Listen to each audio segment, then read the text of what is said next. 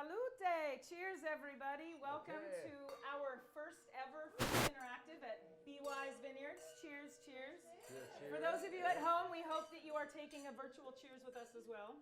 And that you're having a glass of wine too. Exactly. So, we all know this legendary man. He is just as much a phenomenal person as he is an incredible chef. I know, but he is genuinely an amazing person, and we are very honored for you to be feasting it forward with us tonight for the first ever Feast Interactive. Brian Wise and Rhonda West, thank you so much for offering up your beautiful home. Thank you. Thank you. I will have Brian speak in just a moment about the wines, but just to give you a glimpse, this is, as I said, our first ever Feast Interactive. We are building our live studio showroom in downtown Napa Valley. That will be a bottom floor design collective, 16 Vintner winery, Gibson Guitar Lounge, whereas upstage is a full-blown GE Monogram demonstration kitchen. So tonight, this upstairs is what is going to come to downtown Napa. So Chef is honoring us tonight for this first experience, but then we'll be doing this monthly, the last Sunday of every single month, where people across the country, those of you that are watching now, all have the same ingredients that Chef has tonight. You have the list of equipment, you have the wine, you're feasting with us. So all of you, please check everything on our Facebook page. Ask questions. Chef is going to be answering your questions tonight. So I have my handy dandy phone. It's not that I'm being rude. I'm actually going to be reading these responses and ask him, what is he doing? Why is he doing the lamb that way? Why is he Frenching it? Why pick that specific apple? But this is your opportunity to ask those questions you've always been interested in. Why do you drink so much? Why do you drink? Well, this is why we're friends, Jacques, because we can just stand here and drink. So, Brian, if you'd like to come up and chat briefly about the wines, and then we will get to cooking. Well, I want to thank everybody that is online and everybody that showed up here.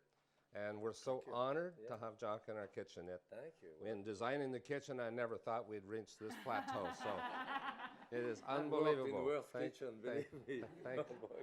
very much. And Katie, thank you for making this all happen. Thank you. Rhonda for actually getting all of it decorated and making it really possible. So B.Wise and the wine was developed out of a love that started when I was about 10 years old. My dad made a couple barrels of Concord grape wine in Washington. Every year, they never bothered to bottle it. They just drank it all winter, and spring came, they quit drinking. So anyway, it's always been a dream to make wine, and so I always thought, do I retire to a golf course or do I retire to a vineyard and a winery? And I knew the obvious answer. So here I am making wine. We have two tonight. We have a Brion, which is 2012. This is Monte Rosso. Monte Rosso Vineyard is right beside us to the east of us. It's the oldest vineyard in the state of California. It's 1890s or 80s when it was originally planted.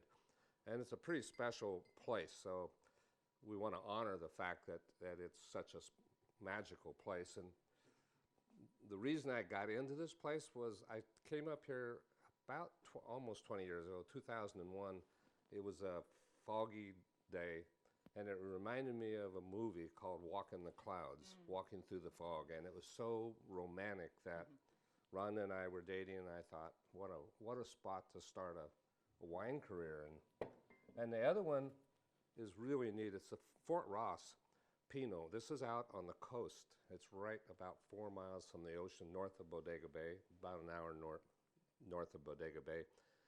It's a real it's just above the fog line, so it's cool most of the year, but enough sun to make a wine. So these vines were planted about 30 years ago. They came from France, so it's really a special bottle of wine, and it's one of our favorite Pinots. So anyway, enjoy, have fun. But I'm drinking your Chardonnay. Yeah, Chardonnay. He's going to get to the red, but Chardonnay.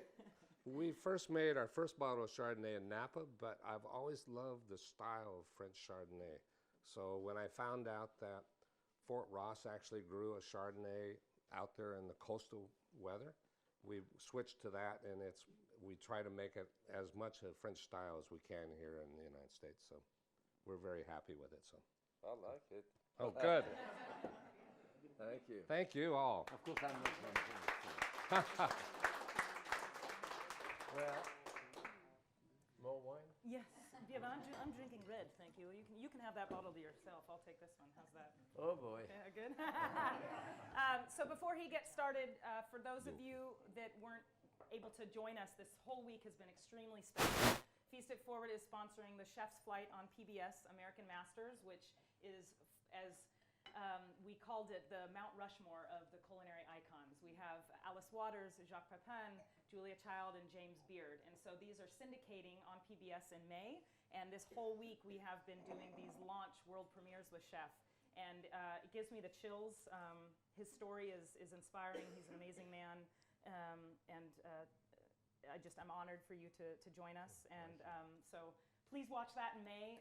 We get to see fun baby pictures of him and talk about his times with Julia, as Claudine did an incredible, she did her version of Julia Child last night. So I'm sure we'll hear some stories tonight, but we'll, without further ado, let you get to cooking. Yes, and people can ask questions. People right? are asking questions. I've got my phone. Ask your questions, please. I will be drinking as well, so choosing you. I'll be able to read them though, but. All right. So I'm going to start with dessert. And this is an apple tart, an apple galette actually. And Julia will be very proud of me here because I put a lot of butter in that thing. And so I have a cup and a half of flour, which is half a pound of flour, depending the way you take it. But the way I take it, in the pan and level it up, 3 cups is a pound. If you sift it, you can go to 3.5 cups. So depending the way you take your flour. I have 3 cups of flour here and a stick and 2 tablespoons of butter. So we're doing it in a food processor, this one, just to make your life easier. And I will explain. Well, I have an incredible assistant. That's it. Susie Heller, she is a dear friend of many of ours here, Claudine and Jacques, and has been his right hand. This is the executive producer of the show, so she's good. So what you want to do is to pulse it gently 4 or 5 times. What you want to do is a little bit like we do in a puff paste. What you want to have here is tiny little pieces of butter left in it. And if you have this, by the time you cook it, then it's going to be a little bit like puff paste. Then, so as you see, 5-10 seconds at the most. And there I have about 1/3 of a cup of water that I'm going to put in it. Not like that. I need to measure, but just... Yeah, because depending whether you live in Colorado Springs or in Houston, Texas, the amount of water you have in your flour is going to be very different. So the amount of water always change. You know, so let's see, we put this one here. Oh yeah, oh I need that? That's why I'm here. Okay. Okay, let's see. Yeah, that's about fine. Maybe a little more water. Okay. Any questions so far? No question. All right. So Yeah, they're coming in, so I'm giving you. all right. Does it matter if you use salted butter versus unsalted? Well, I use unsalted butter. And the reason for it is that if you read in the supermarket, you will see that the salted butter usually is, the salted butter is there in the market. The unsalted butter very often is in the freezer. The reason is that because the salt preserves it, so it can be there a much longer time, you don't know it's old. In addition to that, I don't want to pay the price of butter for, yeah, unsalted butter, you can always use some salt if you want. So as you can see, this is done very fast. Simple, I make kind of a mess out of it. That's why my wife doesn't let me in the kitchen. I have been married 51 years, so it's a long, long time. It's easy. If I have an argument with my wife, if we don't agree, we do what she wants. But when we agree, we do what I want. Occasionally. Okay, so I bring it back together, and if you could see the dough close, and you will see when we roll it, you will see that there is tiny pieces of butter in it. You could actually put that dough to rest for a while, but I did not really work it out that much. And what makes it elastic is the development of the gluten, the protein in the flour. So if you don't work it too much, you don't really develop the gluten that much. So you can use it right away. Here we have to use it. So I press it with my hand. This is kind of a rough galette that we used to do. And of course, we're doing it with apple. But in summer, I do it with rhubarb, with cherry, with all kind of other type of fruit, you know. Okay.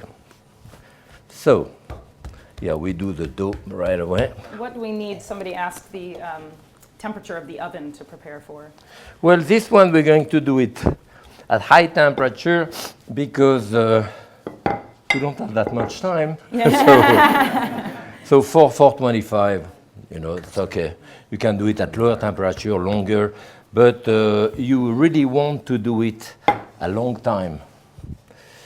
Enough for the apple to be really very, very cooked. I like them when they are soft. As you can see, of course, the dough has just been done here in front of you, so it may stick a little bit. But the thinner you can have it, the better it is. I have a cup and a half of flour, and we'll see here, I have about maybe 1/8 of an inch of two. And you know, you could see still tiny pieces of butter. It could be a bit even rougher than that. So what I'm doing here, rolling it back on there, a couple of holes, but I don't care. So Everybody's saying, yum, yum, yum. We need smell-o-vision. we put that on this. Okay, and that, of course, you can do that ahead. We're going to leave the side just the way they are to fold it back on the apple. So as you can see, it's a kind of very rough type of thing. And now, if you do it with like rhubarb or even strawberry, certainly with cherry, it gives you a lot of liquid. So what you do there, you do a mixture on this, a third sugar, a third flour, a third almond or walnut or anything like this to make a powder. You put that powder on top of it to put your cherry or rhubarb, so that will absorb the juice. You don't need it when we do the apple, you know, so. You're good. I'll be right out of here. You're very good, Susie. I've worked with you a long time. And Katie, you going to help me peel the Yes, apple? I would love to. Okay, and somebody just asked, how often do you cook for Gloria, your lovely wife? my Now, you Well, can share the first date story about yeah. Howard Johnson's... Oh, I didn't remember that. I think she's lying. I cook every night Really? for the last, of course, unless she wants to go out. Yeah. Well, then Which he does says happen. that if she is not fond of a meal, that you don't want to send it back to the kitchen because the chef won't be. So you have to eat two meals sometimes. Yeah. And then I am basically a glutton. So, you know, you So put you it in want me front to of just me, peel I this? will eat it, yes. But Gloria, she doesn't like that I'm not eating that. So I know the chef sometimes is crazy if I go somewhere, the chef knows that I'm here. So not only I have to eat my food, but her food also. So the chef doesn't get mad.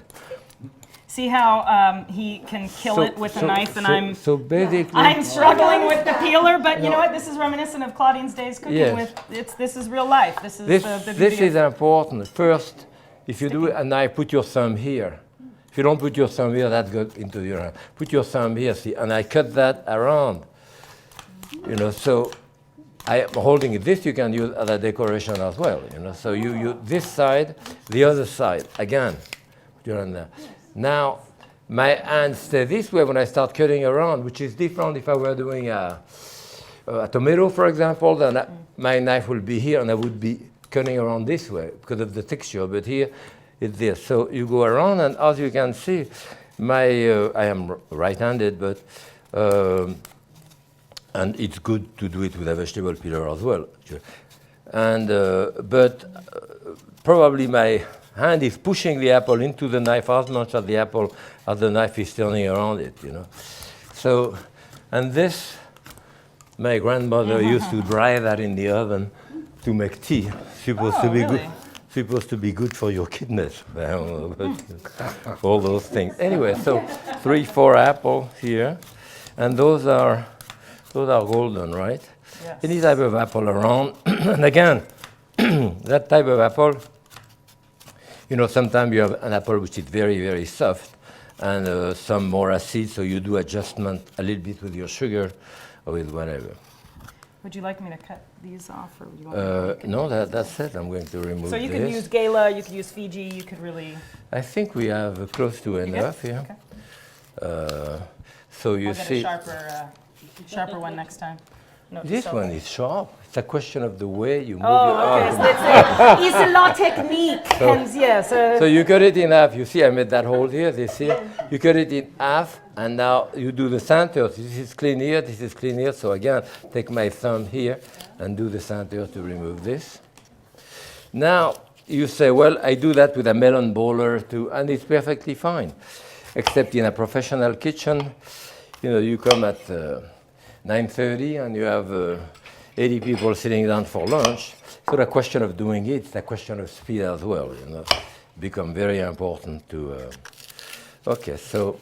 If Here we somebody go. asked if you were to prep this in advance, what would you suggest to hold the color for these? It doesn't really matter. Even if they turn dark, you put them in the oven, sugar, salt, you won't see any discoloration. So even if they are discolored a little bit, it doesn't matter. So you can do that ahead. A couple of years. I mean, maybe. All right. Couple, yeah. Okay, so apple. I have a lot of apples here.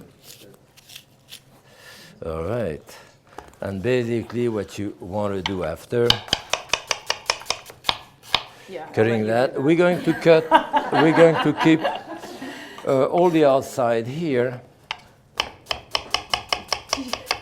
These, I have But to say, usually, these you are know, you extremely could sharp take knives. it like a deck of cards, you know, press it like that to put it on your. But there we'll keep the large one, the large slice, and the other one we keep here. How do you sharpen your knives? I sharpen my knife with a knife sharpener. I'll show it to you later if you want. Actually, you know, people confuse that knife sharpener that I have here. This doesn't really sharpen your knife. It just keeps it sharp, you know. If you look at the cutting edge of a knife, it's made of teeth. When I bang that knife on the table, the teeth get out of whack. So I run it on that realigns the teeth. But after a year, 2 years, there is no more teeth. Then you have to have a stone and ground it to create a new set of teeth. That's sharpening the knife. So that's different than okay. All right. And could you prepare the dough ahead of time as well? Oh, the dough, you can prepare the dough way ahead. Yes, I can have that dough. When I had the restaurant, small restaurant, I would do big tart like this, and like a pound of flour at least for bigger tart. And I roll them. I roll all of the dough, and I put paper towel in between, and I put it in the freezer. In the morning, I move the paper. I get those big thing of dough, put my tart on top, fold it, and put it. Yes, that you can do way ahead. Yes. Yeah. All right. So here, this is all the outside cut. We're going to cut that coarsely like this to put it in the bottom of the. So you're not wasting any part of the apple, essentially. No, this is. We'll put that underneath. Okay. This is this way. All right. We spread this out about to 1 inch of the edge, since in that particular tart we bring back the side on top of it here, and then we can arrange them in any way, like I showed you before, or maybe going around, which sometimes I do, which is like a flower. So I hope at home you're keeping up with me. Yeah. Now, if somebody does not have apples available, could they use pear, or what other kind? Yeah, pear will be fine. As I say, the only difference is that if you use something very runny with a lot of juice, then you have to do adjustment. But otherwise, yeah, any type of apple will do, you know. Okay. I'm going maybe a little too. This is cool. This is super cool, I have to say. I'm like standing here next to Jacques as he's, I mean, come on, like, am I dreaming? I'm drinking, which is, I love, and I'm cooking with Jacques, so. Drinking, that's a good idea. Yeah. We need a straw, like, for you while you cook. Well, I was born in a family, you know, where my father was a cabinet maker, so really, he could drink a lot of wine. This documentary for you folks, it's just a must watch. You know, it was really amazing seeing all of these chefs from Jose Andres to Anthony de Bourdain, Alice Waters, really just looking up to this incredible man that we know and talking. I know he shakes his head. He's like, how did you get that footage? How did you get that call from Julia? And Claudine was on and Gloria was on. It was just, I don't want to ruin it because I want you folks to watch it. But again, May 26th. Very, very, very special. And yeah, I really was surprised. And Peter Stein, who is a producer, and he's the producer who did it. He's my producer at KQED in San Francisco. As you can see by my accent, I don't live from this part of the world. I'm from Connecticut, so different. But yeah, I have been doing all my television live basically at KQED, the PBS station in San Francisco. And the first series I did, Today's Gourmet, was with Peter Stein. And that was, Claudine, I think you came on one of the shows, right? Yeah. And she was in college. I don't want to say how old you are, but it's a and little this while is ago. Claudine, for those of you who have not been able to meet her yet in studio. Claudine, Jacques' daughter. Oh, beautiful. So we're going to bring that back around. And I just was told that it's Alice Waters' birthday tomorrow, so maybe we can Is do a it? little cheers with her. No kidding. That's lovely. This can be her birthday. Yeah, this can be exactly. Well, at my age, I don't really do anything about birthday. Well, I do. 80 is the new 30 for you, Jacques. I don't Is know it? how Okay. you are just on. Well, I do it's- you know, a fair amount of traveling. I am the culinary director of Oceania Cruise Line. A cruise line, so we'll be going in June from London to Copenhagen. So I do a fair amount of traveling this way. Okay, more butter on top. More butter. So now we put, you know, I mean, of course you can bring that to, you can put some cinnamon, nutmeg too. In France, usually the apple will be butter and sugar. What type of sugar nothing were you else. sprinkling? Somebody asked. This is just plain granulated Plain sugar. granulated sugar.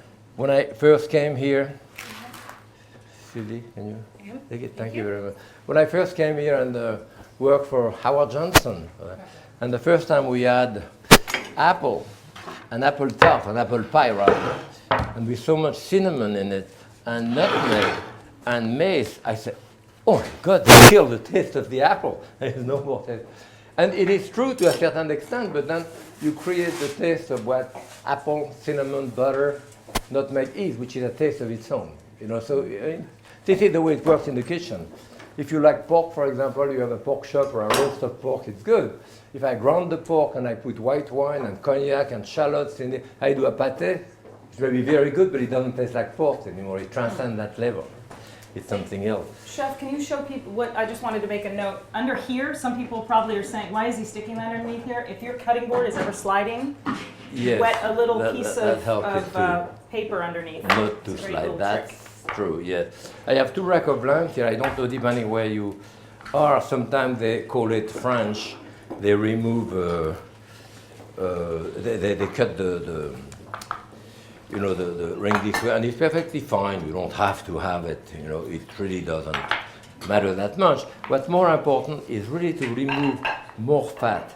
Some people don't remove enough of the fat on top, and basically after that, there is a piece of skin. Here there's a tiny piece of meat, which sometimes I remove, and I use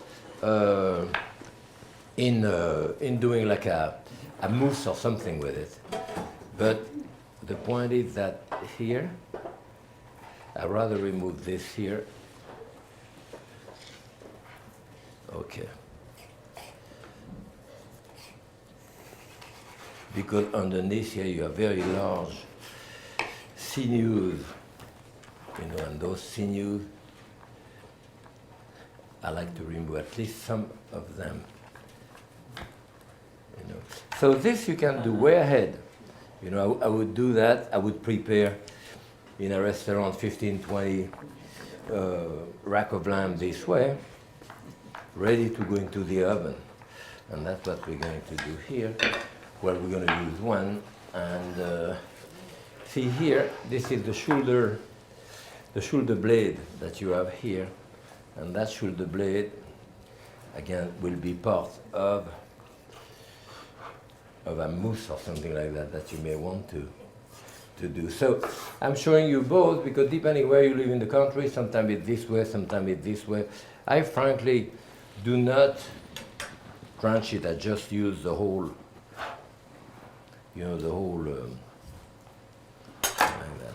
But I have many books. I have 30 cookbook. So, and some of them I show actually how to clean that up here. You see, you take that away from the skin. I don't want to take all the time. But pull that out, put that meat out, and use that to do a mousse. Put that in a food processor with a couple of ice cubes, an egg, a bit of cream, some herb, and you do a mousse. And you can do a little container like that of mousse that you serve with your rack of lamb. You know, you have one per person that extended. So you have one lamb chop and a little mousse. Otherwise, it's, you know, more expensive. So yes, I mean, this is about 4 or 5 ounces of meat. Not that skin here. You know, if you, okay. I mean, who in this room has his book law technique or has seen it? And I mean, this, you know, it's just this is a prime example. He's bringing that to life and showing you the techniques of exactly how to do this. And you know, we used to be, when I work at the pavilion and all that, certainly even in Paris, we used never to clean it up as much as this. And we're doing a crust on top. You'll see we're going to do a crust on top of it too. And we used to do that crust, and then you used to send it to the maître d' in the dining room. And because we left all of that stuff on top, the first thing he was doing is removing all of that to expose the meat and start serving the meat. So all of that was thrown away, all the crust on top. So it's kind of ridiculous. You might as well clean it up more to get to the meat here. So Susie, I'm going to do that one, I guess. This one's got long, pretty long. do we need to have the oven going? Somebody asked right now at all. No, for them because they're cooking. Somebody just asked if they needed to preheat the oven. Oh yeah. I mean, of course you have your oven. Well, 400. you know what I'm doing again here? I can do that way ahead during the day in a restaurant, and I cook those racks when I need them. But in that case here, you can cook them from 350 to 450, depending how long you leave it in the oven. So, is it on? All right, so I'm just going to put just a little dash of olive oil. It doesn't stick, and I'm going to brown this around. Okay, I'm going to brown it all around. And at that point, it's raw, but then I will do a crust to put on top. But I say again, you can do it with this or the other one. Yeah, either he's going to put me to work or I'm just going to sit here and drink and ask questions. But I'm in my total happy place right now. So, chef, put me to work or I'll just... So, great. No, you can leave that. I'm going to do the crust on top. So I'm going to put some garlic in there. Eat a head of garlic like that to separate the clove. You know, cut the end of the stem here. That's important. Because if you cut the end of the stem, when you cut that open, then that's really the flesh is released very easily, see? If you don't, if you keep the end of it, then that doesn't release. So maybe 2 cloves of garlic, which I will crush here coarsely.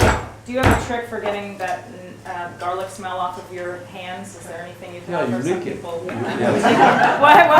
I missed that. So I'm going to put a bit of garlic here, a bit of shallot. Do this sound, right?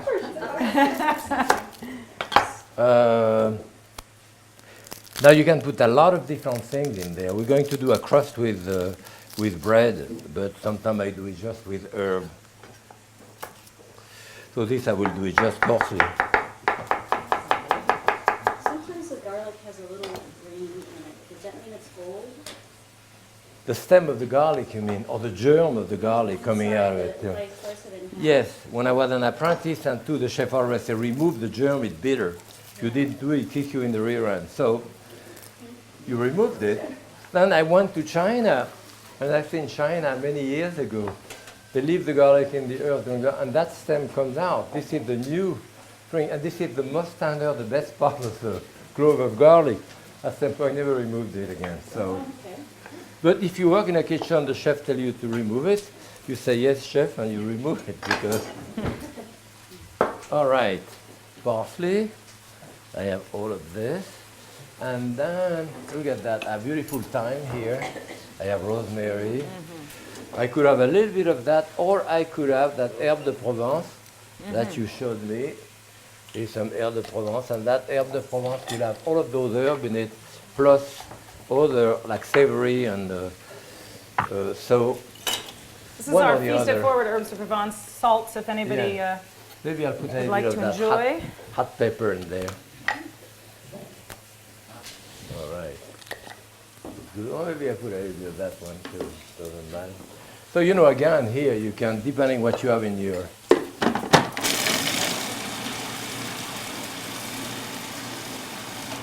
It's a wonderful machine. Okay, and bread, fresh. Well, this is well probably 1.5 of those should be enough. What type of bread? Any type of bread? Any type of bread. I mean, you know, I use certainly a lot of leftover bread. Crust everything. Yes, I mean, don't, yeah, of course. Okay. So that would be the crust of our.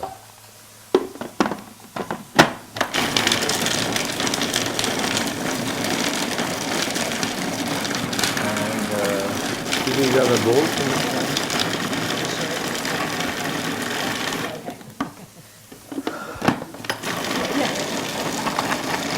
Okay. Yeah, that's good. Smells wonderful. Okay. Probably have too much, but okay, great. Now this will tend to burn, you know, with the bread like this. So what you do, you put a little bit of olive oil in it. Yeah, sorry folks at home, but it smells so Yeah. good in here. I'm sure it smells good at home, but not just as. So here I'm turning this to brown it on each side, you know. So here you want to put a little bit of olive oil all the time when you use the bread. Not enough for it to get gooey, but enough for it so that when it forms that crust, it's going to brown nicely without burning. Otherwise, the bread May I try tend to that? burn sometimes. But it's raw garlic. Oh, I it's could raw. just. I love garlic. I could eat a pile of that. Yeah. Yummy. That's a good vegetable. Anything I like, I call a vegetable. Make my life easier. So I cook with my granddaughter. I can do a chocolate cake. I say, that's a good vegetable. A steak, that's a good vegetable. Well, All then, right. Yeah, wine is my vegetable. So you have your crust here. You melt a little bit of the remaining fat on top. And as I say, this is what you can do ahead. Put your crust on it and ready to go into the oven. In the oven, about 400 degrees, 15 minutes, depending on the thickness of your loin. And then it has to rest a little bit. People are saying, I love your real cooking, that there are no retakes. I mean, the beauty of what I think you do and is just, this is real live action and there's no fluff to it, but it's, he's extraordinary. When Watching the a meat, magician. when you put the meat in the oven, if you do a roast beef, for example, you put it into the oven, the meat will shrink and tighten on the outside. And when the meat does that, like say a roast beef, then the myoglobin, that is the muscle tissue in the meat, is pushed toward the center of the meat. So if you cook your roast beef like, 45 minutes at 425 degrees too, if you take it out at that point, and if you were to cut it open, you will see that all of the outside look overcooked. It's all gray. And all the center is flabby, lukewarm, very bloody, like uncooked. See what's going on? What's going on is that it has to rest. You know, when the meat rests, so those myoglobin, when you push those tissues, are pushed to the center of meat, you let it rest, the meat kind of decontract, and those myoglobin kind of run. You can see juice into your pan, and then your roast beef will be pink, the first slice to the last slice. Same thing with a rack of lamb or anything. So the resting is very important. Let's cook it, yes, okay, fine. Okay. So how do you keep it warm when it's ready? Well, that's a good question, and a difficult question. When you have a roast beef, for example, then you will have an oven at like 120 degrees. Usually a roast beef, you'll take it to like 135, depending on how you like it too. But, so you have an oven like at 110, 120 too, and I will keep it in there, and it can stay a long time in there. But make sure that the plates are very hot, the juice is very hot on top too, because you know your roast beef is kind of lukewarm, warm, but it's not really boiling hot, you know. So, do I deserve some wine now? Cheers. Yeah, okay. And yes. So for those of you just joining in, Feast Interactive, our first ever with Chef Pépin. We'll be doing this monthly at our Feast Studio, opening hopefully July. And we'll be doing one actually at his home in Connecticut in June, which I am very much looking forward to. As I understand, your mother made him move his studio kitchen outside of the house because she didn't she didn't want to have to deal with it. Yeah, I don't know. You built a whole. Kitchen. We just built another kitchen. Honey, you go out there. Yeah. So I'm Yes. after very like- much looking forward to At that. that time, like 10 years ago, so after like 40 years of marriage, my wife said, either is more camera coming in this house, I'm out of here. So there is the back house, used to be a big ping pong room too. It's a little guest house. So we did a big kitchen in there, so I can go there now. So And make a mess. Yeah. yes. So here is, we're going to do petit pois à la française with pearl onion, lettuce, and the peas. Now I wanted to show you those peas. This we don't have in Connecticut. I haven't seen fresh peas just out of the pod, but still taste them. Sometimes they can be very starchy. So this is the fresh peas. Now you open your peas this way, and if I use fresh peas, then I use the shell. I do a soup with it and put it through the food mill because there is fiber. But here, you will notice that when you pull those out, some are much bigger than the other. Actually, those are all about the same. But sometimes you have some fairly large ones in those, and those large ones, even though they are fresh, are very starchy already, you know. And the small one, at the end, the same pot have a lot of sugar. This brings me to those frozen peas. This is called, but when you buy the frozen peas like that, you have to buy the baby, small baby peas. Because when they come out of the pod, they fall into a bath of salted water to the specific gravity because of the starch in the big one and the sugar in the small one. The big one fall to the top, the highly sugar one float to the top. They separate them, and basically that's what you have here, the tiny baby peas too. So it's very reliable, very good quality. So I use those. In that case, of course, I have those fresh. I'm going to use those. Okay, we'll start with but depending where you are in the country, make sure that you peel. If you have a lot of onion to peel like this, when I was an apprentice, we used to do that. Then we boil the onion, and then like that you don't cry.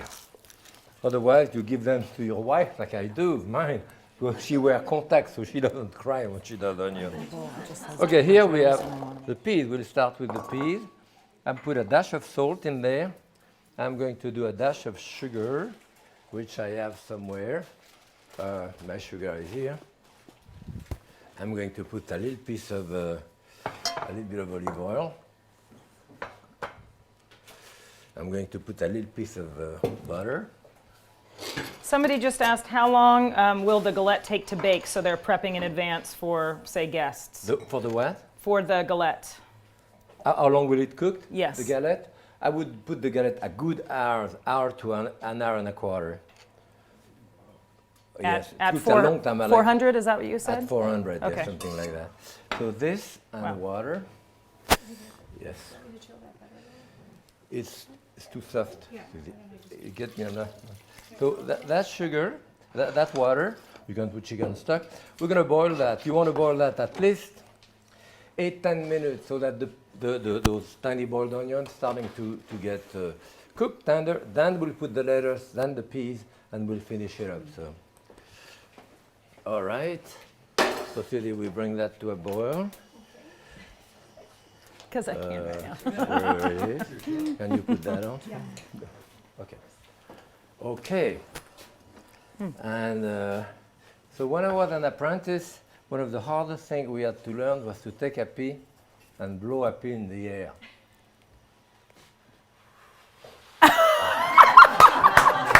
It's quite a lot of practice. Have you seen that? Oh, yeah. I used to go that high. I'm holding it there. Don't even ask me to try that. Anyway, so. Oh, that's hilarious. Okay, so this is our peas.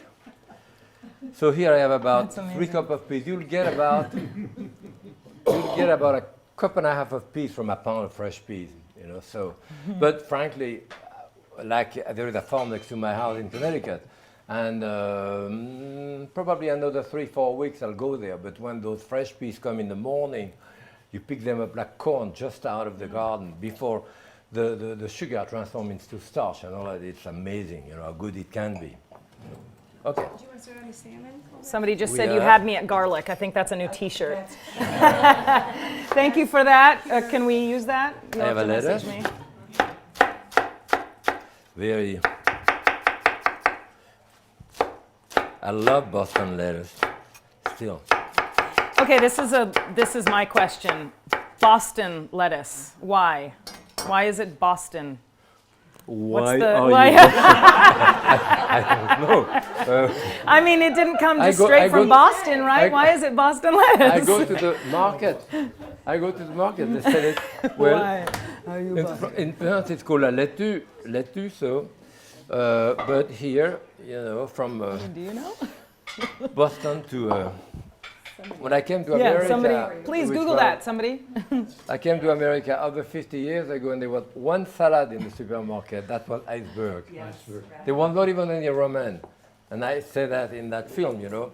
Going there, I say, what are the mushrooms? They say, aisle 5. That was canned mushroom. You have to go to a specialty store in New York to get fresh mushroom. So, as you can see, the world has changed amazingly. I mean, the world of food in America. 24,000 restaurants in New York, and it's just, and in California, in San Francisco, Napa, it's just amazing. Probably the most exciting food in the world, in my opinion, now in America. You know, so. Okay, Susie. Salmon? So the salmon, this will go in a little while. Somebody just asked that joined where we are. We're at B.Wise Vineyards. We are drinking incredible wines from B.Wise. Chardonnay. Cheers to all of you in-house. Cheers, chef. Oh, whoop.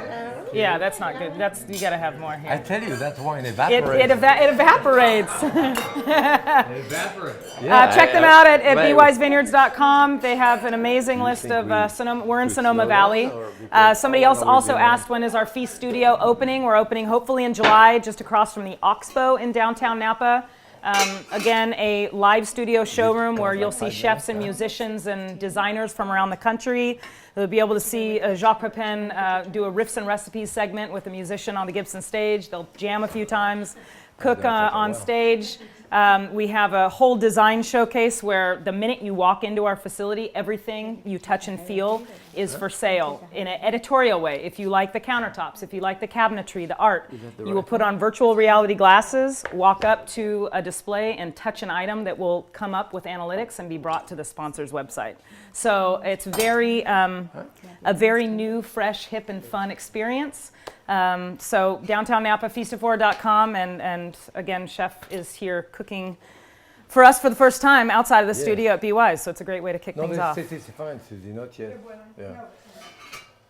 Where is the long knife that I had there? Somebody wants you to adopt them. Take a number. Yeah, take a number. Yeah, Sharon, you have a question. Yes. Chef, I have a question. So I work full time. I love garlic, but I buy the jar of garlic that's already chopped and everything, am I getting the same flavor? No. I mean, am I cheating myself? No, Because not quite, I can't no. do what you do. It get kind of a bit sour. So no, it's not. I mean, you know, you can take 3 minutes on your busy life to peel a clove of garlic. No, it is not the same. No, exactly. No, but it's okay. Bread? I mean, it's want better than dry garlic or. It depends what you do. So, you know, for someone who had asked me, the sharpening of the knife, you know, this called we call it a fusil, a knife sharpener. You know, so you have to run it to, as I say, those teeth have to be realigned. When I bang it like this, it gets out of whack. So you run it on this. The first mistake is that people cover like 1 inch from the center of the knife. They do that well. You have to go from here to there. So from the beginning to the end, first. Secondly, you have to apply pressure. And thirdly, more importantly, either this way or this way. This is there to protect you. And thirdly, more importantly, don't move your wrist. People do this, and they move their wrist, and they scrape out all the teeth. You know, so you have to keep that angle constant, you know. But then, as I say, after a while, it doesn't sharpen anymore. So you have to have a stone, flat, either oil or water stone, and you have to spend 20, 25 minutes or send it out to someone who ground it and make a new set of teeth for your knife. You know, so, yeah. You can also, and I'm going back to the garlic thing because I know that that's really hard for people, but you can also pre-chop some garlic, like for 3 or 4 days. Don't think you can use it for a month. Right. Yeah. And keep it, and put olive oil in it, so you can then, you have your own little mason jar. So you've chopped it all at home, you cover it in olive oil, or canola oil for that matter, it doesn't really matter. And then you can take a teaspoon out and use That's a it. good idea, yes, to do that. So, and I've seen my father do stuff like that. And Yeah. so that can be a little bit easier, like garlic for a week. You're giving all my secrets. I know. So you can also take a plate like that, upside down, and sharpen your knife here. Now this will sharpen, if anything, more than that. Porcelain is much higher, is much harder on the Rockwell scale, which is the scale on which you measure the hardness of metal. On the Rockwell scale, porcelain is much harder than steel, except it's brittle. But you do have some sharpener in ceramic, you know, but they tend to break, you know, if you drop them. But if you don't have another one, the back of the plate is fine. And thank you, Brian Felder. Boston lettuce, butterhead lettuce, gets its moniker because its leaves look like clamshells. The what? The leaves, yeah.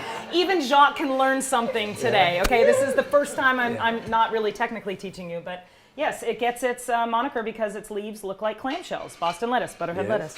That's why they call Boston lettuce? Ooh, yeah. Thank you, Brian. Thank you, Brian. Very much. And somebody Okay. said more garlic, please. How is your yeah, granddaughter, that's fine now, I Chef? think. We, You and wanna tell do us it about tonight? Shori and what's coming up with the videos and the cookbook with Shori. I have a granddaughter called Shorey, S-H-O-R-E-Y, and we're doing a book together called The Lesson of a Grandfather. So, and then we're doing 22 shows. Those will be like 7-8 minute show, showing her how to do that recipe or folding a napkin properly, or she will tell me, don't chew with your mouth full, or whatever. I mean, she will teach me things. So here is My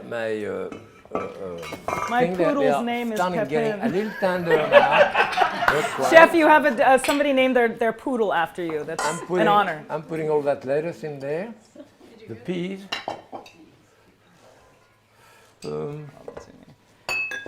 I think I have close to enough water, maybe a dash more. And as I say, you could put chicken stock, but it's not really necessary. And those peas, fresh peas like that, will cook in time it comes to a boil 3, 4, 5 minutes. So we will taste the seasoning, maybe a bit more sugar or salt. And then if there is too much juice, I may thicken it slightly with potato starch like this. You know, like a teaspoon of it. So that's the best way to thicken things. Okay. Can go. All right. Are we timing the leg of lamb? I mean the Nice little comment about you. You want to look at it? is it good? Look at it? Yes. Look at it. Oh, it looks incredible. No, but So if you just another joined thing us. too, Okay. when you open your oven, people open their oven. They open the oven to baste a chicken or whatever, and the oven is 400 degrees. They open it, take the chicken out, baste it, it's like maybe a minute, 45 seconds. By then, your oven is about 375 or 350 from 425. Then you close the doors. You just recover about 6-7 minutes. You open it again to pull it out, and too. So you do have to make adjustments for that, you know. So. If you're just joining, the ingredients and equipment are on our website if you want to catch the tail end of this. But they will also be available when we place this on our website. You can cook alongside of him watching the video. And again, all the equipment will be listed. So if you aren't cooking in your kitchen right now, you can watch this afterwards on feastitforward.com. Okay, so here we have a whole side of, you can do your own. Usually I bone out my thing, but this, if you want to take run your finger on that level here to see if the bone has been removed. And as I see, usually you bite it, it's always removed. Well, here, this is not removed. I can feel it.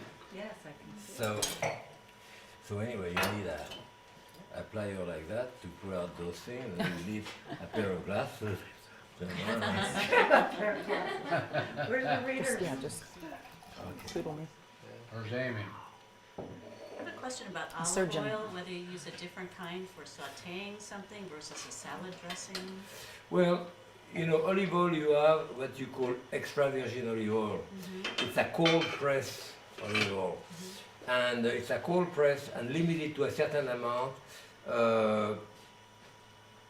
which is quite different. It has to have less than 1% acidity in it, according to law. So it is very different from a virgin olive oil. I don't really understand that much the difference between virgin and extra virgin. I mean, you know, when you talk about people, well, anyway, so you are or you're not, right?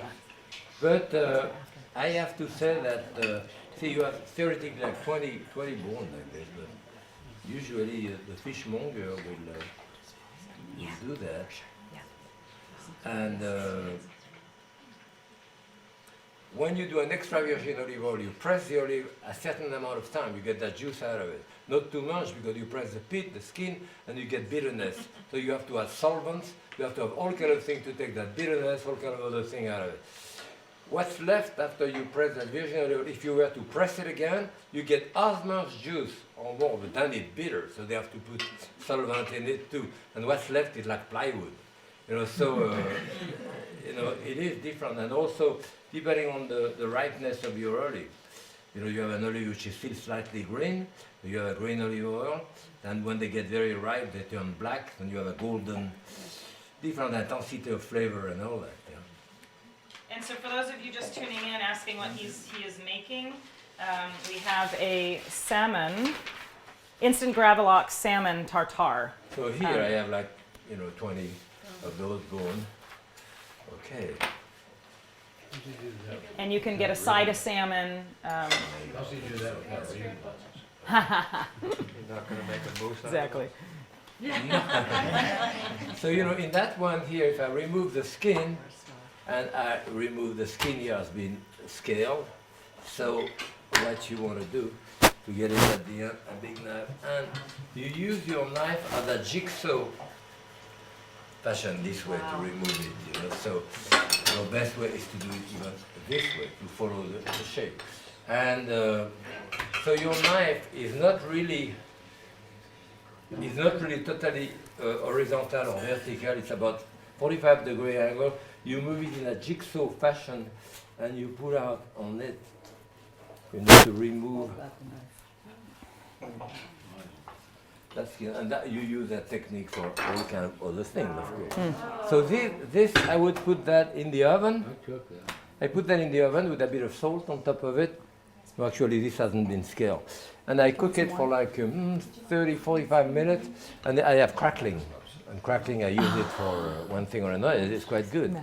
And as you see, I didn't go that close to the skin. I could have been closer to the skin, but here, just under the skin, you have that black flesh we still have some here. I'll show it to you. See that black flesh, which is really fat, and that fat is actually what protects the animal against the cold of the water. That's another flesh. But in that flesh, when you cook it, this is what's turned pretty dark in the cooking process. You know, that darker flesh here. But again, it has a stronger taste. But for example, Japanese will like this quite a lot. You don't remove it. So everything is relative, you know. So Chef, may I people ask you- will tell you, well, you remove this. This is in the fat usually that you have most of the omega-3. But it's true. But if you want to die in good health, it's very different. So if I am in a restaurant, I will take the tail of this. I'll take the tail. I'll take the belly, like this. I'll take the front, so that I can get, you know, this. Then I'm doing a mousse, or doing a tartare, or doing whatever it is, so that the rest of my piece of meat is exactly the same, so I can divide it into 10, 12 steak, or whatever I do. You know, but of course, Rome is different. So here, we'll do a tartare with that then. Okay. And here I'll do. No, that's that's not good. Look at that. Look at how beautiful those are. Nice and green. A bit more cooked and salt, sugar. Okay, boil another 2-3 minutes and we'll thicken it. Okay, so we are doing, let's say I have a party at home, a party for 10 people, then I put 10 plates and I put salt on top of it. Chef, why don't you talk about your plateware? What you do too? This is gorgeous. Yes. Well, this is, yeah. Sir Latab is all of his paintings. It's absolutely beautiful Well, plateware. I do painting for years, and that's what they wanted to use my chicken to do platter and all that, and that's what they're doing, and they did that in Italy and in France, and it's beautiful. So This is what he painted for this evening. So, So, briefly, Chef, if I may speak about, this is, painted this for Brian and Rhonda. The wines, exactly what we're having this evening, we are going to make some giclées of this, 200 limited edition, and we'll put these on our website, and the proceeds will go back to the Jacques Pépin Foundation. I'm just gonna hold it because your poor camera guy is like. Yeah, he's like this. yeah. So I'm gonna hold it real. So next week we will have this online. We'll just have a set price, but again, limited edition, only 200. We'll make prints of. You won't have the original, but this is very special for our first feast experience. So thank you, Chef. And it Oh, is you're welcome. presented Thank to you. the host. Yes. Exactly. Yes.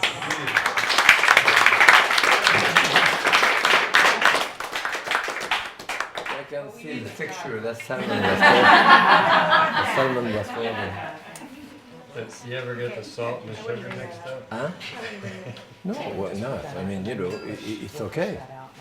It's okay. The texture is going to be different How can you when it's tell? fresh or when it has been frozen. Well, the texture of the meat and all that too is going to be quite different, you know. And, you know, it's fine. It depends where you are, what you can get, but... so this is a...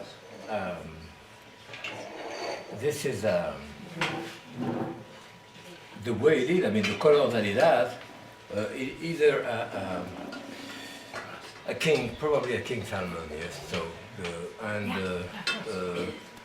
there is at least 5 salmon on the west, you know, king, coho, pink, and so forth, with different texture and different. So what you do here, I put salt and pepper underneath. I could have put a little bit of sugar as well. So I'm putting a little bit of salt on top of it. If I were at home, for example, then maybe I put even a little dash of sugar.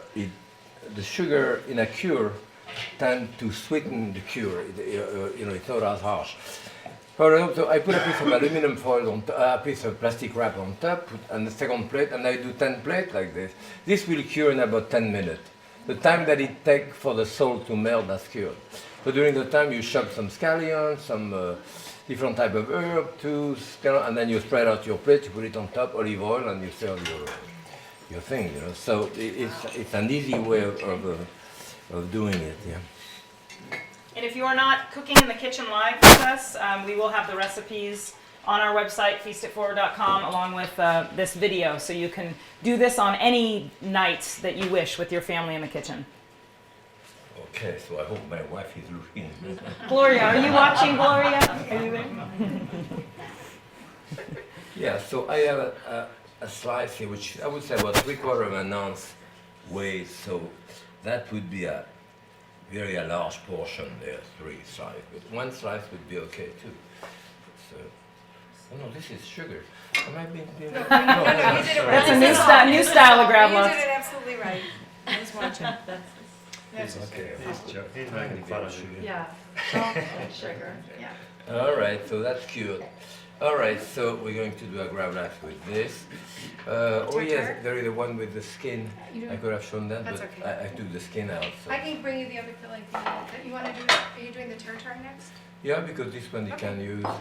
Also, you want me to do another one of those? Papa, It's up to you. Papa, Yes, sir. can you show the thing where you cut it and make it into? Not because we took the skin Oh, off. 'cause you did. So I'll do so again, a bit of salt, pepper. I could put pepper on top also. Is that special salt No, I mean this is, I tend to like to use kosher salt, but in my recipe I use regular salt. I'll tell you why. For 10 years I had a column in the New York Times in the 80s, and I was using kosher salt, and I told people use kosher salt, but they don't have salt. They don't have, so they use the regular salt, which is not double, but 1.5 times. If you take the kosher salt, you put it in a spice grinder, make it very powdery. Then you see from 2 tablespoons you get to 1.25 tablespoons, because So using a regular salt instead of kosher salt was screwing up my recipe. So I used to get letters too salted because they use regular salt instead of kosher salt. So now, even though I use kosher salt at home, usually recipe I use regular salt to avoid that type of problem. So anyway. What was your question? Somebody just Facebooked, Dawn All right. and Joan, correct? If you can go back home and cook for one of your friends just posted, can you come do this exact recipe for you back home? Tell John and Joan to get the recipe and they'll do it back We home. only use Himalayan salt. Now, we have 3 members, yeah, I family, just watching did. from Connecticut and from Colorado. Well, and from there you go. California. So our whole family's watching. So fun. So we will you be want doing this, as I European? mentioned earlier, if you missed it, back at Jacques' home in Connecticut in June, and then Chef will be back at our live studio, which will be open in downtown Napa in October. And so that will be very special experience, but this is kind of our It's kickoff burning here at B.Wise nicely. Vineyards. No, yeah. And Yeah, ooh, that would be okay. great. Just wanted to show you here, this one is not done, but another way of doing salmon, if I do steak of salmon with the skin like that, and one way, when you have the salmon unboned, you cut it with the skin, but if you do it with the skin like this, you see that skin, I can see the scale hasn't been done, but otherwise, you cut it through the skin, like this, and cut your salmon up, and it will look like, your salmon with the bone, except without the bone, with the skin, and it's like this. So that you have a nice steak, you have a nice steak you put on the grill or whatever, saying you don't have any bone. So anyway, it's not a big deal, but That is a big deal. I like that. Back to Okay. tartare. all right. When do you find time to paint? I'm sorry? When do you find time to paint? When do you find time to When do you paint find was time the to question. To sleep? To paint. Sleep too, actually. That's probably. When do you find time to paint? No, I do. I mean, during the winter, we avoid Connecticut and we go to. I'm going to shove that on top now. We go to Florida, and I did a lot of painting that winter in Florida, and fun. I always did, and certainly, you see the menu that I have here. At home, we have menu. After 50 years of marriage, I have 13 books of menu like this. And when people come, we write the menu, people sign on the other page, think funny thing, whatever, but the wine and all that too. Sometimes I do a drawing, but very often we don't do a drawing, just the menu. I can look at those menus and tell you what we had for Claudine's second birthday. You know, so this is a nice thing to do. It's not a complicated thing to do. All you have to put is an empty book, and you write the menu, and you will see that through the year, it built it up, and it gave you a great deal of memento, a great deal of, family history. I mean, certainly for us, food is very important in our family. So this is the belly, and the belly is the best part, of course. Now, on a tartare like that, the worst thing you can do is to put that in the food processor. Well, you could put it in the food processor, but you would have to do, stop, start, 2, 3 times. Otherwise, more than the thing get like mushy, right away. So cut it into little dice like that. It's easier. It's not a big deal. How long do you marinate that salmon for the gravlax that is sitting on? 10, 15 minutes. That's it. The time, as I say, that it takes for that salt to melt, and it's done. So it's a nice way to do that, which of course you can do with a tuna tartare, a blackfish, for example, even, or even a snapper. But certainly there is all kind of fish that we do this way. Even actually with in Connecticut, I mean in summer, we get kind of oily fish, like mackerel and bluefish, and but you'll be surprised how good they can be if they are really, really fresh out of the water. But it's not the type of fish. Any type of fatty fish, from sardine, bluefish, all of that doesn't age well. That fat will get rancid very fast, So those fish are very important to have very fresh, otherwise it's strong. Okay. The tart is going okay. Is it sipping? Is it sipping on the side?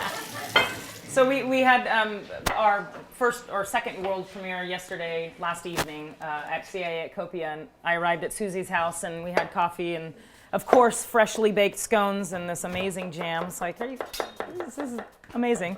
And he's like, well, so what should I do about the menu? I'm like, the menu? And going back, he makes time for these things. And so he literally is sitting at the kitchen counter and about to paint this incredible menu. I'm like, when do you sleep? That is the second follow-up question. I probably wouldn't put garlic in there, maybe a tiny bit because it's too harsh. Now, a bit of onion, salt, pepper, Tabasco I add, or a little bit of a thing like that would be good, pepper. And this is the fun part of doing those things, because you can do all kind of variety of herbs and all that too. Probably a dash of olive oil. If you want to put lemon juice in there or vinegar, don't do it now, because the citric acid in the wine, or in the vinegar, the citric acid in the lemon or the acetic acid in the vinegar will eat the protein, and the thing turn all white, like if someone already ate it. You see, it's really strange, So you put a wedge of lemon. You put a wedge of lemon on the plate or a dash at the last moment, but don't do it ahead, because you. Okay. So all I have is the onion in there. Yeah. We have a bit of Tabasco. Did you need that Tabasco? Yeah.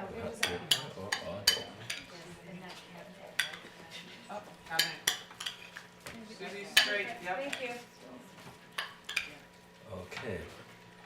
Very simple. How about some hot sauce? So, yes. Can I see hot sauce? Oh, there. You found it? Oh, The Louisiana. dog wants hot sauce. Oh, here it is, here. We did get Louisiana it. hot sauce. The It's vineyard not dog over wants the hot number one sauce. rule of television. And it's not there. There you go. Thank you. Yes, Susie and I did classes together when she lived in Cleveland, and we also went to China together.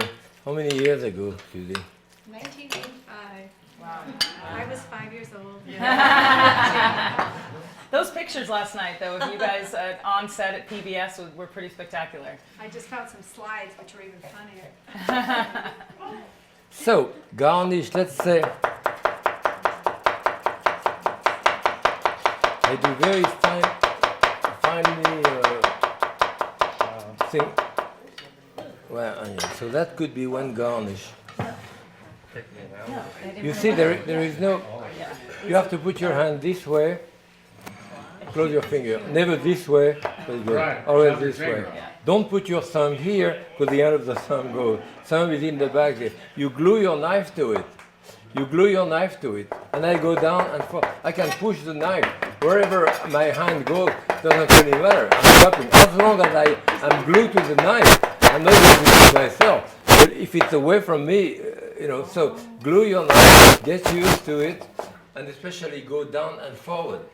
People I see on television, chef go. Everything is still attached to the table. So the process of cooking is still going down and forward or down and backward. So that process is important. Okay. Your lamb's So okay? we have, Your lamb's okay? the lamb is how long? Well, it's been like 40 minutes. Let's see, that's very It's good. 10 to 7. And if I could give a call out to our sponsors, Whole Foods, amazing, provided all of our products. You see the rack of lamb now, I touch it. Yeah, that's rare. Okay, we put it, what was that, Sylvia, about 15, 20 minutes, 18 minutes? No, it was over half an hour. It was about 35 minutes. Yes. So when you touch raw meat, it's soft. It's soft, and I say when the meat contracts and it becomes tender, and by the time it's really hard through without bouncing, then it's well done. How do you feel about your tart as long as It's not cooked enough, but on this side here, okay, that's. Are you a believer in the touching of the do you do the trick with the hand with raw, rare? He knows. If it works. Well, I think people are asking that because there is a trick based on medium rare, Yes, well done. That's true. Yeah. He doesn't do that. He doesn't do that. So you know. Yeah. Like he touches It's just- meat. And he'll tell you If it's done. maybe Yeah. 4 degrees. Yeah. So you can use the thermometer as to what the temperature of the meat is. Yeah. So here, I can take a bit of skin of lemon. Remember that with a vegetable peeler, I will take only the skin of the lemon, really to get really the top part of the lime or the lemon or the orange.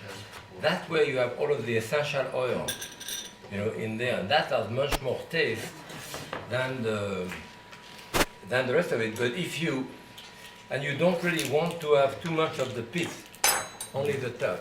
But this is where the taste here. You see, if I go on top of the stove and I press this, you see? This is where you have the essential oil. Really, that's where you have the taste, much more than in the juice, which is citric acid. So, all right. So here, let's put all kind of garnish that I have here. I have some little radish here. Somebody asked Chef if they don't have a red onion for the tartare. Could they use a white or No, they have to go out shallots? for dinner. You don't have that red onion. Of course, anytime. Or no onion at all. Okay. Or shallot or whatever you have. Yes. People are always, a bit afraid of cooking. People say, I don't cook. So Say, well, do you have any friend who cook? I said, well, yeah. Well, I said, next time you go to your friend, I said, can I come an hour ahead and cook with you? And I'll bring a bottle of wine. So you bring a bottle of wine, you open it, you have 1 glass, 2 glass, 3 glass. Who cares about the chicken? That's your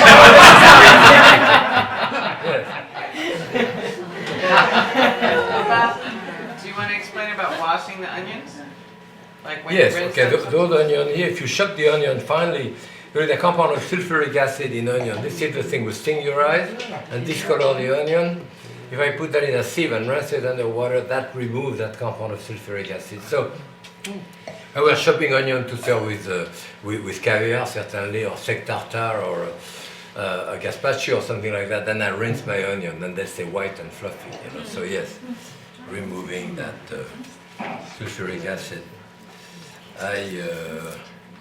Okay, here we are. And somebody said crazy knife skills. Yes, this is a human mandolin. Like he literally can shave, and she can attest to this. Humandolin? Human mandolin. Yeah. Humandolin. Humandolin. Yeah, there you go. We just new word, humandolin. Look at him looking around.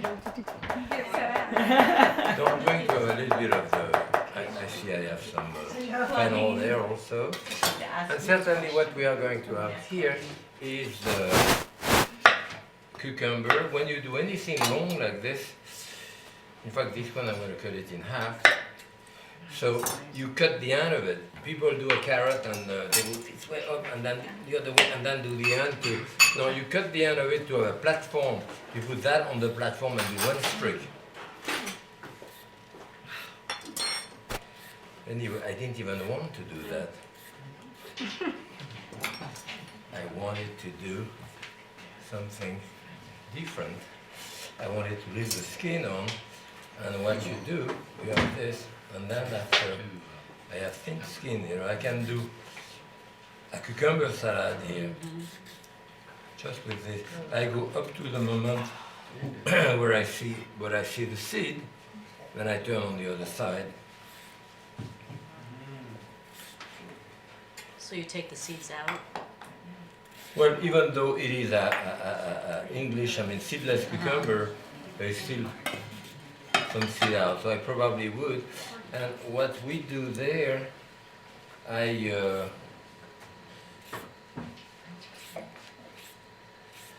keep just a bunch of seed from the center. You can do a great cucumber salad here. All you have to do is season that with a bit of salt, sugar, and usually I put vinegar. We have a bit of vinegar. So I'll put lemon juice. Fine. Somebody just asked a I have question lemon juice. about knives. What knives do you use? Tonight we're using our Analon sponsor of Feast It Forward. Somebody said, oh, those knives have to be super expensive. Actually, Analon makes really amazing cookware. I'm not trying to do like a real sponsor plug here, but genuinely somebody asked, what knives do you use? These are great, very affordable luxury, as I like to call them. Chef was kind enough. There are many chefs that travel with their, chef's roll and have everything. He's like, what do you use? It's like, okay, these are amazing, great, easy knives. Check them out. And he's cooking with the pots and pans as well. Or I say, what kind of knife you use? I say the sharp one. Yeah, the sharp one. And it's really even facetious. It's true. There is a lot of knives, but regardless of the brand. So, you can put a cucumber salad like this, for example, that was cured. It's beautiful. We do that here. The idea, you like it to look good, but more importantly, to taste good. And cucumber goes well with it, a way of presenting your... So let's say you do your tartare right there. Probably a bit too much, but okay, it can be there. Sometimes I wrap the tartare with a slice of smoked salmon, whatever. Or then you wrap it with, something. Your cucumber again, if you want. Thing like this.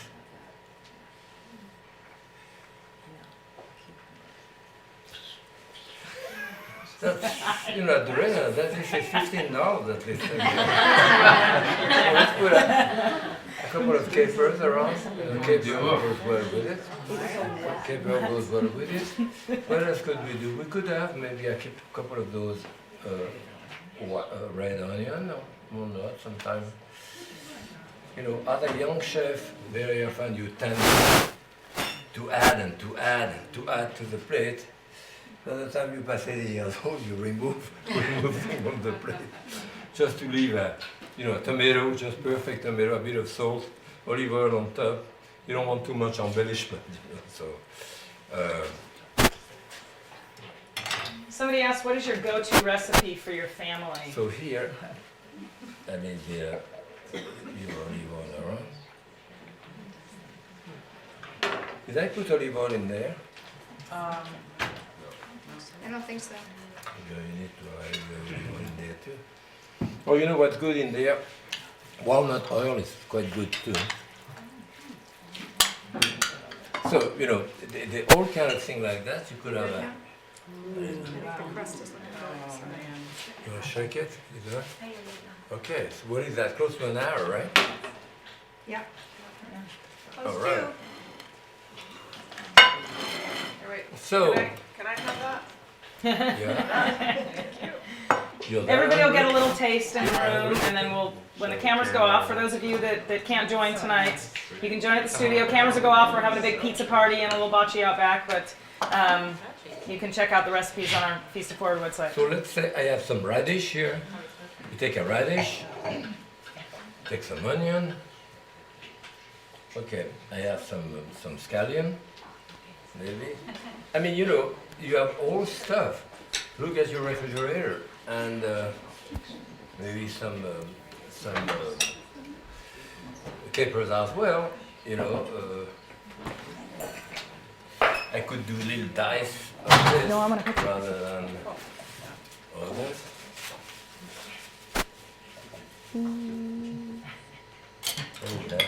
Oh yes, thank you, Titin. Oh, we're gonna do plate. So I would ask Claudine, when did you start working in the kitchen? Never. With Papa? I do dishes. Oh, yeah.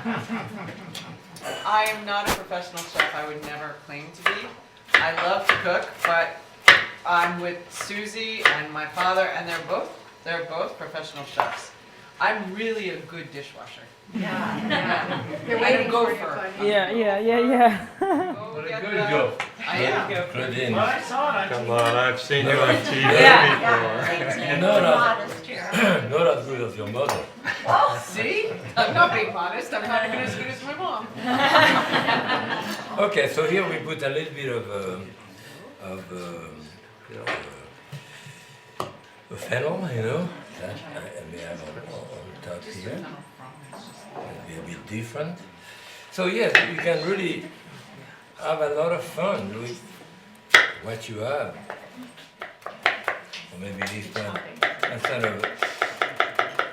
of slicing it, maybe we'll do it chopped.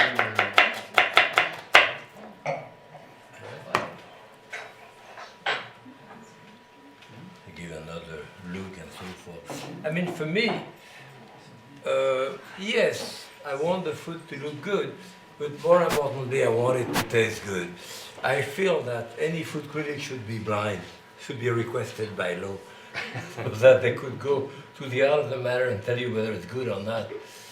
You know, often there is too much emphasis on maybe on the look. And when you consider that maybe 2/3 of the world is dying of hunger, and you know people are not eating that, doesn't look good enough for them. Forget it. So this, let's say here, look at that. I have some black olive here. I could have some black olive. All of that. When you do that, you know, I go in my head. First, I think that will taste good with it. I say yes, it's cured, it's salted. That will work fine, you know. So more of a question doing it this way, but okay. What else? The bread. Yeah. How did So you do it? we have this. Okay. Yeah.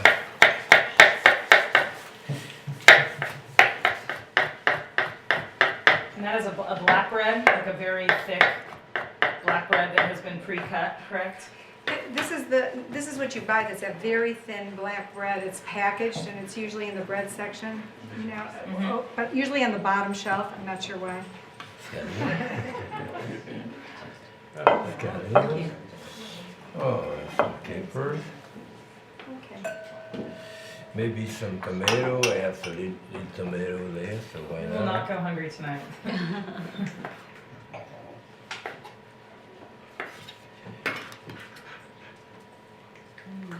Although the color is not.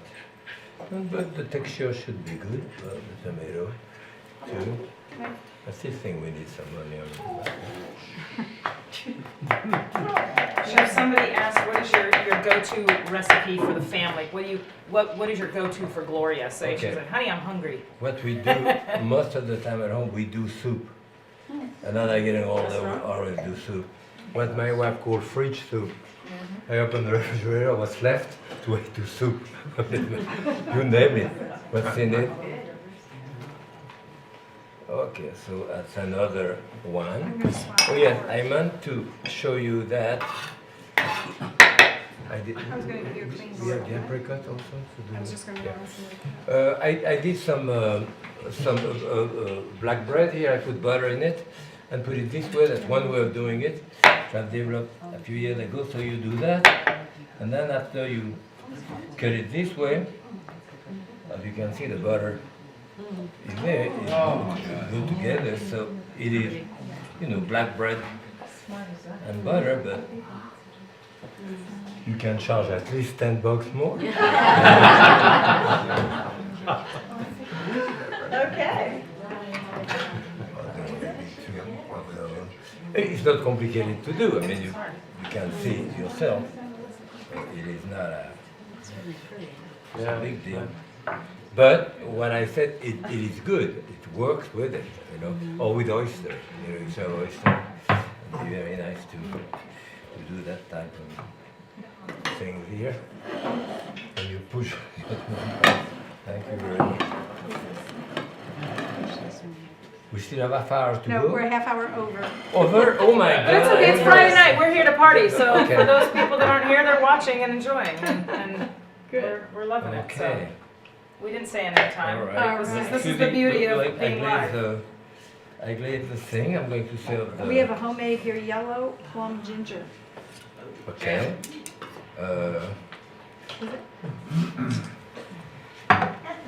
You wanna work on the lamb and I'll place the, Okay. Very good. alright, let me do this. I wanna just move this. So I'll mention while they're doing that, again, this limited edition menu that Chef painted specifically as a thank you to Brian and Rhonda for hosting us. We will be doing 200 giclées of this and put on our Feast It Forward website. And I need a bowl to. Jacques and Claudine will talk about the JP Foundation, which they just started, and Feast It Forward is all about giving back, all things food, wine, and philanthropy. So the 100% of the proceeds will go back to the JP Foundation, and check that out for next week. So we will be putting that up, and you'll get your own edition.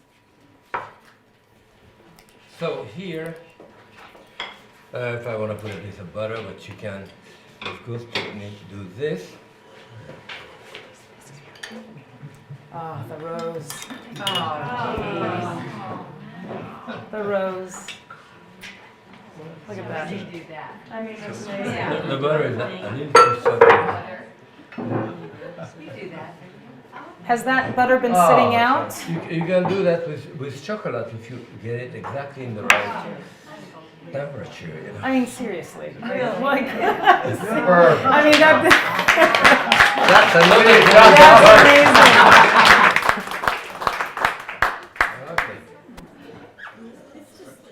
Yeah, I know. His finesse is extraordinary.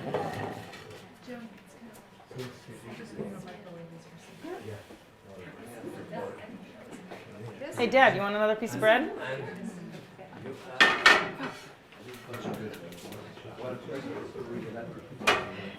This is the beauty of being in the studio.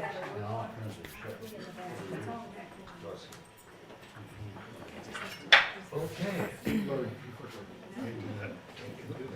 So let's see. I mean, this usually 1, 2, 3, 4, 5, 6, 7, 8. And usually it's 8. You know, and I, frankly, for me, it depends what you serve with it, but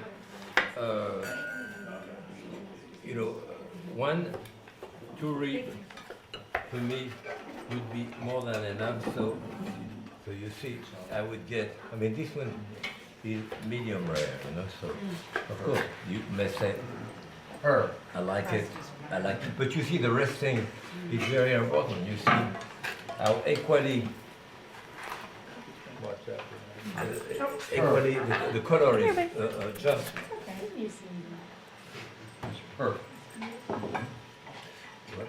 Making a mess here.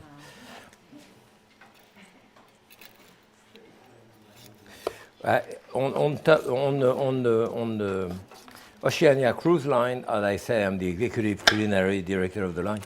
We are doing a new restaurant in June. Sudi will be with me from London to Copenhagen. We are kind of a retro restaurant, going back to the dish that I did in the classic French cooking, another in Paris, that is bringing the tray, you know, the whole filet of beef and the whole thing like that. And there are several restaurants in New York going back to this. And that guy, Rose, what's his name? He did a restaurant in Paris called the American. It takes 3 months to sit down. From a big star in Paris. He's back in the U.S. now, and he's in New York. He has a restaurant called Le Coucou, and does incredible, like the quenelle de brochet stuff that I used to do when I was a kid. So here we have to thicken that juice a little bit, as I said. Potato starch, right there. So that's what. So you know, when you do any starch like this, no, wait a minute. Powdered sugar. Oh. Right there. Yeah. I mean, this is, yeah. Sabotage. Okay. I'm giving you a new recipe, chef. Yeah, I'm going to put it just a little. Yeah. So here. Powdered sugar on the lamp? No. So you put a little bit of, you have to have liquid, a little bit of water, salt, yeah. And as soon, so this is not hot, but if it were hot, it doesn't really matter. I'm going to put it there. If it's hot, as you pour it, it thickens on contact. So you know exactly where you are. You know, that's the best way to, now you bring it to a boil stem. So that's better than, is that better than using cornstarch? Oh yes. The cornstarch is a good question. The cornstarch is fine, but the cornstarch is going to do like you have in a Chinese restaurant, especially a bad Chinese restaurant, when nothing is thickened too much, so it's kind of gooey, elastic.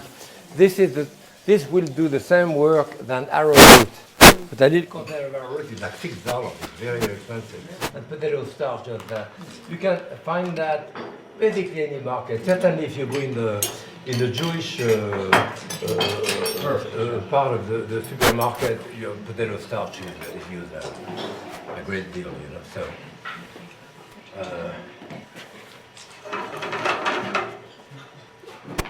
Anyway, so we have just a little bit of the natural juice here. So and that would be, and of course the one closest to it can eat it. The other one.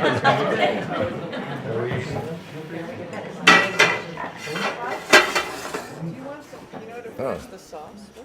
No, that is done already. So now I want to bring that to a boil. Can you use the Huh? Can you use a spoon? Yeah, spoon is fine. Okay, here's a spoon. And This is for the peas, so I'll. okay, maybe a little bit of watercress or arugula would be served there. So we have the tart here, and the tart. I thought I heard my name. The tart you would have I would have an apricot. Okay, or, I mean some type of wood jam.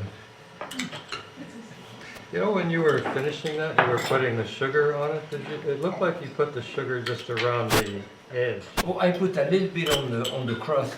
No, I put some on top too. Oh. But a little bit on the crust to you know, just to make it brown a little bit. Ah, This is the tart I think I did it not the first time, but I did it at Chez Panis in the 80s. I forget who was the pastry chef there. And they always did that, after. And I was the chef there for a week, like you go guest chef. And so, and you will see this will be, that dough will done this way, will be, you see? See the color of the dough in it, it's really, it's a little bit like a puff paste. It's done in second. How many are we? 45. 4. No. Are we more than 16? No, we're just going to cut. I'll do that in 16. Food processor.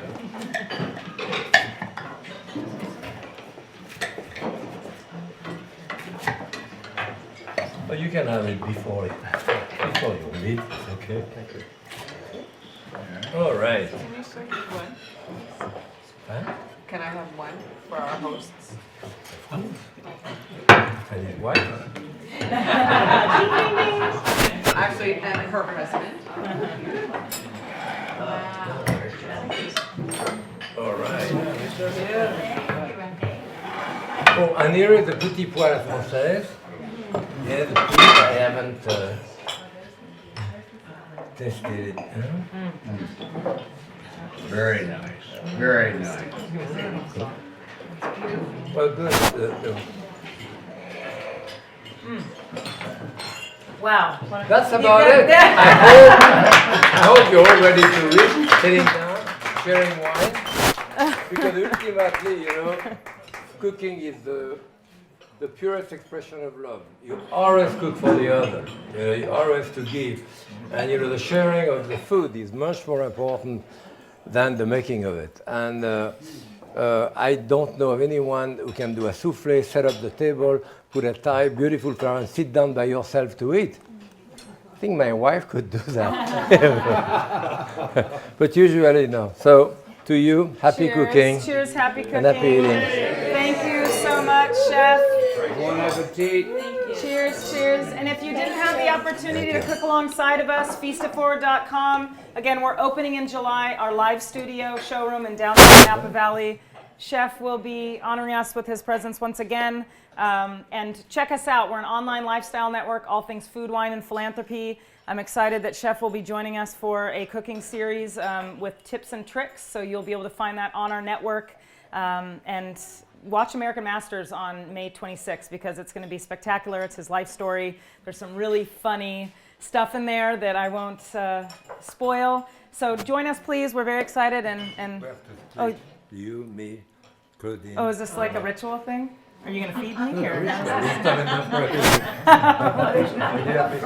think I ate all the fruit of that. Sorry. Well, cheers. Sorry you folks aren't here, but come visit us. Salute.